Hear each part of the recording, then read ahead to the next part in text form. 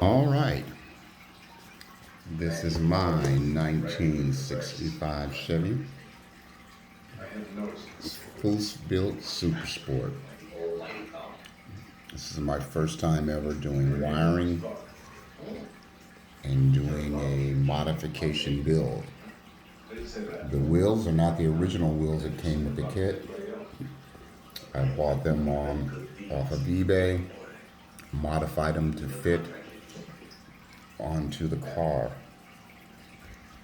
Some of the modifications I did was things like adding seat belts,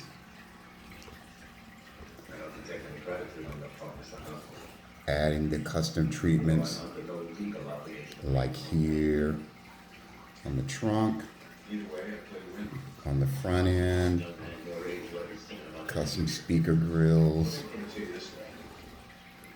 just a lot of little things that if I always wanted to do in building a model car.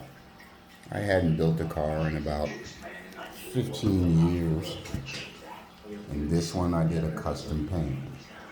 I did it in the original, close to the original Violent paint that the 65 Chevy came in, except for this one has a gold flop to it. The color will change in sunlight, as you can probably see as the light hits it. It'll turn a gold color. It's a very pretty color. Underneath the hood, a lot of detail work. Chassis, as you can see, I did a silver treatment, added some brass colored parts to it, like on the springs, the knuckles,